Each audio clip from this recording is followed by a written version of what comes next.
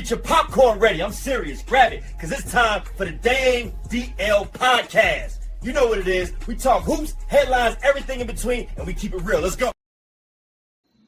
Now put your hands together for my father and y'all's fave, Mr. Savoir Faire, the DL Marshall. Hey, what's up, little boys, little girls, grown folks, and other so in between? It's yours truly, none other than your man, Mr. Savoir Faire, the DL Marshall, and we are episode number 3 of Dang, DL podcast. And yeah, here we go. We getting ready to get off into it. And man, you got to look at the things that are going on. Inward. Oh man, yeah. This dude, John Davidson, done went to the BAFTA Awards and he using the doggone N-word, man. I can't believe that in 2026, we still got them folks calling us those folks. And it ain't no repercussions or consequences. Now, where is Will Smith when you need somebody to be slapped at an award show? I mean, this word here would really undoubtedly get Will Smith an Oscar. Well, at least a Soul Train Music Award. But he got an award. He'd have been invited back to the cookout if he had got up there and smacked John Davidson in the mouth. Now, here's the thing. I have a problem with the excuse that they are giving up for Mr. Davidson as the reason as to why he blurted out the N-word. Now, if you don't know what I'm talking about, at the BAFTA Awards, our beloved Michael B. Jordan and our treasured jewel of an actor, Mr. DelRoy Lindo, was getting ready to present an award at the BAFTAs. And then right when they got ready to get into the category and read some of the nominees, somebody yelled out the N-word. Now, perfectly placed, perfectly timed, and they want to blame it on Tourette's. Now, I've had some Tourette students in my mentoring program, and one thing, as much as I've been on them, they did not tick out, and that was the N-word. Because if they had to tick that out, I was going to tick their tail. Yeah, but, you know, there ain't no repercussions and consequences. And when there ain't no repercussions and consequences, people don't have no fear to do what it is they did when they doing what they doing. What you talking about, DL? Dang, DL. What I'm saying is somebody should have put foot to tail. Somebody should have followed him outside. Yep, I said it. They sure should have, because you can't tell me a disability called Tourette's had you to say that word at the perfect time. I mean, out of all the ticks you could have said. Now, a lot of people with Tourette's, they cuss a lot. So you couldn't have, we could have dealt with mother, father, some of them. But you perfectly placed when two black decorated actors get up on stage, and right when it got quiet enough for everybody to hear what your protest was about to be, your tick made you say, nope. Dang, DL. Come on, man. Come on now. So what I'm trying to get is Tourette's, yes, is the inability to control tics and sometimes yells, slurs, and cuss words. But you yelled out something that had to be on the inside, that had to be in your heart. It had to be in your mind to say, Nick, perfectly placed. Now, we could have gave you the Tourette's excuse if that had been, let's say, Leonardo DiCaprio, Brad Pitt, Sean Penn. And you had said that, we'd have been like, oh, baby, po little tick. You know, he ticking. He in here ticking. Go on, get him out of here. We still would have been tight in the jaws, but at least you just, oh, yeah. But no, man, that was too racistly placed. And then you got the nerve to come in and give this statement.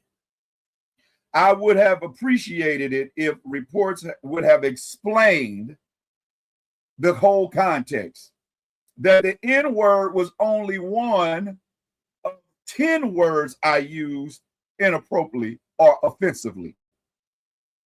So that's supposed to make it better. Because you were obscene in more than just one way, we supposed to not be offended that you use that term? I mean, that just makes you look more of a scumbag, John. And then the real bad part is he was there in lieu of his documentary, kind of loosely on his life, about his daily struggles with Tourette's. Real lifetime in her there, John. So now, not only does he not take accountability, he does not apologize, but he took time out to say, and this is one more of the reasons why everyone should watch my documentary. Dang, DL. Yeah, that's the reason. That's the reason. Dang, DL. So you the reason we need to go watch your documentary. And then you turn around and put the accountability on the BAFTAs, because I thought that wouldn't have got into the airing. I thought they would have edited out, which is true. BAFTA, why is it that when the man yelled out something about Palestine or the Palestinians or free Palestine or we stand with Palestine, y'all was able to edit that out, but such a hellacious, slanderous word made it through the edits? I think we should pull our support of the Baptists next year. That's what I really think. But back to John Davidson. No, man, we call that cap. We call that cap. Out of all the words, cuss words and otherwise, that you could have ticked out, you had the perfect timing of when two black men got up to announce nominees. You turned around and used the N-word perfectly, but you want us to say you don't have control. You come, my dog. Come on, man. Yeah, that we ain't buying that. We ain't buying that with your $2. Even if it's your last $2. We don't care if it's for the jukebox or the bus ride home. We ain't. Y'all getting on my nerves. Can I ask the question? Why is it that a slanderous slur such as that is not being considered or classified as a hate crime? Dang, DL. Can somebody tell me? Can somebody tell me? And then why is the N-word perfectly placed usage when two black gentlemen was on the stage? John, Mr. Davidson, you still ain't answered that question. How did you know to use that? You know, the words say what's on the inside comes out. And so thinketh a man, so is he. So, you know, something like that is, I think I read that somewhere. DL. Yeah, so I'm just saying, man, that we ain't going for it. You need a good old-fashioned meet you at 3 o'clock on the playground asphalt whooping. I ain't cuss. Dang, DL. I said asphalt. Because it's your fault that he about to tick yo. All right, let me get out of here. Dang, DL. So I'm just saying, man, what is it that has to be done? Stop making excuses for racism. That's what has to be done. Make him accountable. Not only, like, if that had been DelRoy Lindo or Michael B. Jordan saying something against, and y'all know what other ethnicity that we always find ourselves in trouble with, apologizing for, making press conferences to apologize. So when we gonna get ours? When we gonna get ours? I tell you when we pull back our support. We got to quit being so happy that we getting invited to stuff that we spend that time of excitement and creating our own stuff, so they'll realize. I mean, that's what that other ethnicity did. They got tired of how Hollywood was making their image and creating their likeness, and they came up with their own Hollywood. You think I'm lying? Go look up what is it? Something of their own. It's the story of Hollywood being created. Dang, DL. Okay, I mean, I'm just telling the truth. That's all. So that's one way we can stop making excuses for this terrible behavior. And then the BBC allowed this to air, even though it was pre-recorded. So BBC, you got a level of accountability too. We expect an apology by Monday morning. Yep. We need to get an apology by Monday morning from you, the BBC, BAFTA, and John Davidson, because y'all full of it. Y'all are full of it. That man said what was in his mind to say. You know how I know? Because once it came out, because you know how sometimes it'd be real loud in a room, and then you saying something, you in the middle of a conversation, and then it get real quiet without you realizing it got real quiet, and then what you said came out louder than what you intended it for it to be said or heard, and now everybody looking at you. Because he said out of his mouth that once Michael B. Jordan and DelRoy Lindo looked up after he said what he said, he figured it best that he got up and left and watched the remaining of the ceremony, award ceremony, from his hotel room. Now, come on now. Come on now. Tourette's is supposed to be impulsive. Come on. Come on now. Tourette's, you ain't supposed to have no control of, but you had enough thought to say, oh, I better hurry up and get out of here. You wasn't doing nothing to where you felt like you were being honorable. You was leaving because you was afraid you was about to get that hind end thumped. My dog. Come on, man. Yeah, that's what it is. So don't be trying to just blow smoke up our behind and call us a chimney. Don't pee out the sky, and then when I get a little wet, you tell me it was rain. Yeah, now we ain't going for that. Dang, DL. Yeah, we ain't going for it at all. Yeah, dang. Get out of here with that. I guess that as a white person in America, if you want to get away with using the N-word, you can get away with it. Because all you got to do is have the excuse that you was taking Ambien or you got Tourette's. Dang, DL. Yeah, so one more time. Dang, DL. Yeah, let me get out of this before I get into deeper trouble. But man, y'all got, when we go, this is what we need. Whoever running for office, when we go to vote in November, we need to put out that you're going to make the N-word a hate crime. We need to know that if the N-word is spray painted on walls, buildings, windows, cars, fences, cross burnings, all that is a hate crime punishable by a swift. I almost slipped. Yeah. Come on, help me now. Dang, DL. Yeah, but and then going to jail too. Put them in there with all them dudes that's real big, oily and black, sweaty. And all they got to do is eat good, do push-ups and lift weights, and put their little scrawny European behind in there. And I guarantee you Tourette's will be cured real quick. I bet you I know what that ticker have them hollering out.